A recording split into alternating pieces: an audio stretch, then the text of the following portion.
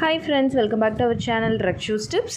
இந்த வீடியோ பார்த்துட்ருக்கிற எல்லாருக்கும் ரொம்ப ரொம்ப நன்றி. இன்றைக்கி இந்த வீடியோவில் நம்ம எதை பற்றி பார்க்க போகிறோம் அப்படின்னு பார்த்தீங்கன்னா, கர்ப்ப காலத்தில் கர்ப்பிணி பெண்களுக்கு குழந்தையோட தலை திரும்பி இறங்கி வரணும் அப்படின்னா அதுக்கு உண்டான ஸ்பேஸை நம்ம எப்படி கொடுக்கணும், எந்த மாதிரி கர்ப்பிணி பெண்கள் உட்காரக்கூடாது, ஏன் உட்காரக்கூடாது, அப்படி உட்கார்ந்தா குழந்தையோட தலை ஏன் இறங்கி திரும்பி வராது அப்படிங்கிறது தான் இந்த வீடியோவில் நான் 1 by 1 உங்ககிட்ட ஷேர் பண்ணிக்க போகிறேன்.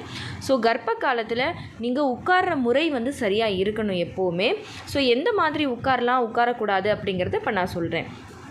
நீங்களும் இதை பற்றி தெரிஞ்சுக்கணும்னு நினைக்கிறீங்கன்னா இந்த வீடியோவை ஸ்கிப் பண்ணாமல் கடைசி வரைக்கும் பாருங்கள். நிச்சயமாக ப்ரெக்னென்ட் லேடிஸ் எல்லாருக்குமே இந்த வீடியோ ரொம்ப யூஸ்ஃபுல்லாக இருக்கும். ஓகே ஃப்ரெண்ட்ஸ், வாங்க இப்போ வீடியோ என்ன அப்படிங்கிறத பார்க்கலாம். இப்போ பார்த்தீங்கன்னா, கர்ப்ப காலத்தில் குழந்தையோட தலை திரும்பி வரணும் அப்படின்னா குழந்தைக்கு நம்மளும் அந்த தேவையான ஸ்பேஸ் கொடுத்து நம்ம அதுக்கும் சப்போர்ட் பண்ணி கொஞ்சமாக ஹெல்ப் பண்ணணும். அப்படி பண்ணால் தான் குழந்தையால் தலை திரும்பி வர முடியும். ஸோ குழந்தை வயிற்றுக்குள்ளே எப்போவுமே உலாவிக்கிட்டே இருப்பாங்க. அப்படி சுற்றி சுற்றி வந்துக்கிட்டு இருக்கும்போது கரெக்டாக அந்த ஹெட்டு நம்மளோட இடுப்பெலும்பில் இறங்கி நம்மளோட அந்த பெல்விக் ஏரியாவில் ஃபிக்ஸ் ஆகி அப்படி ஹெட் டவுன் பொசிஷனில் இருக்கும். ஸோ அதுக்கு நம்ம பண்ணணும், என்ன பண்ணனா அதுக்கு குழந்தைக்கு ஹெல்ப்ஃபுல்லாக இருக்கும்னு பார்த்திங்கன்னா, நம்ம உட்கார்ற முறை, நடக்கிற முறை, வேலை செய்கிற முறை, இது எல்லாமே நம்ம குழந்தைக்கு சுற்றி வர்றதுக்கு ஒரு ஸ்பேஸ் கொடுக்குற மாதிரி இருக்கணும். ஸோ அதுக்கு ஃபஸ்ட்டு நீங்கள் செய்யக்கூடாத விஷயம் என்ன அப்படின்னு பார்த்தீங்கன்னா, இந்த மாதிரி கிராஸ் லெக்டாக உட்காரக்கூடாது. அதாவது ஒரு கால் மேலே இன்னொரு கால் போட்டு கர்ப்பிணி பெண்கள் உட்காரக்கூடாது.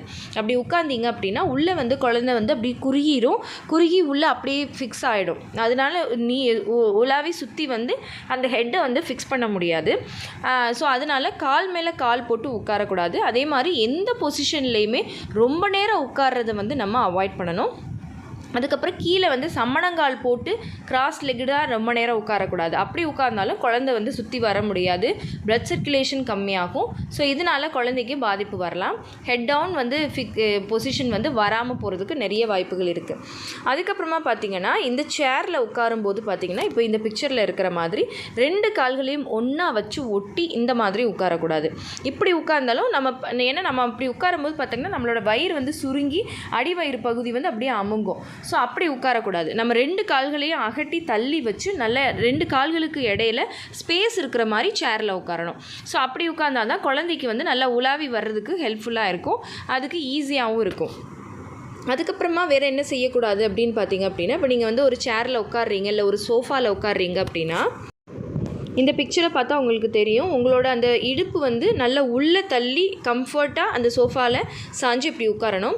இன்னொரு பிக்சரில் இருக்கிற மாதிரி இடுப்பு கீழே தள்ளி இப்படி சரிவாக அப்படி உட்காரக்கூடாது. அப்படி உட்கார்ந்தாலும் உங்கள் குழந்தைக்கு கம்ஃபர்ட்டாக இருக்காது.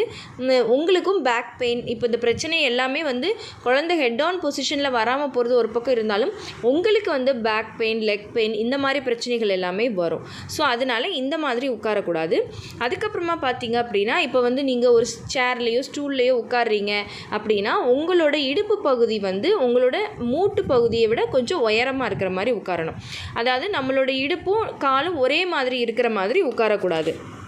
இப்போ இந்த பிக்சரில் இருக்கிற ஃபஸ்ட் இமேஜை பார்த்தா தெரியும், அதில் பார்த்திங்கன்னா இடுப்பு கொஞ்சம் உயரமாக, ரொம்ப உயரமாக இருக்கக்கூடாது, லைட்டாக ஒரு சரிவாக இருக்கிற மாதிரி 2 ஈக்குவலாக இருக்கிற மாதிரி இருந்து உட்கார்ந்தோம் அப்படின்னா நீங்களே பார்த்திங்கன்னா கீழ் வயிறு இப்படி அமுங்கும். ஸோ அந்த மாதிரி உட்காரக்கூடாது. ஸோ இப்போ உங்களுக்கு தெளிவாக புரிஞ்சிருக்கும் அப்படின்னு நினைக்கிறேன், ஏன் கர்ப்ப காலத்தில் இந்த மாதிரி உட்காரக்கூடாதுன்னு சொல்கிறாங்க அப்படின்னு. ஸோ கர்ப்ப காலத்தில் இந்த மாதிரி உட்கார்றதை நீங்கள் அவாய்ட் பண்ணுங்கள். ஓகே ஃப்ரெண்ட்ஸ், இந்த வீடியோ கண்டிப்பாக உங்களுக்கு யூஸ்ஃபுல்லாக இருந்திருக்கும்னு நினைக்கிறேன். இந்த வீடியோ உங்களுக்கு யூஸ்ஃபுல்லாக இருந்திருந்தால் மறக்காமல் லைக் பண்ணுங்கள், கமெண்ட் பண்ணுங்கள். உங்கள் ஃபேமிலி அண்ட் ஃப்ரெண்ட்ஸுக்கும் இந்த வீடியோவை மறக்காமல் ஷேர் பண்ணுங்கள். அண்ட் நம்ம ரக்ஷூஸ் டிப்ஸ் சேனலை இது வரைக்கும் சப்ஸ்கிரைப் பண்ணாமையே பார்த்துட்ருக்கீங்க அப்படின்னா மறக்காமல் சப்ஸ்கிரைப் பண்ணிக்கோங்க. பக்கத்தில் இருக்கிற பெல் ஐக்கானையும் சேர்த்து கிளிக் பண்ணி ஆல் கொடுத்து வச்சுருங்க. ஓகே ஃப்ரெண்ட்ஸ், பாய், தேங்க்யூ.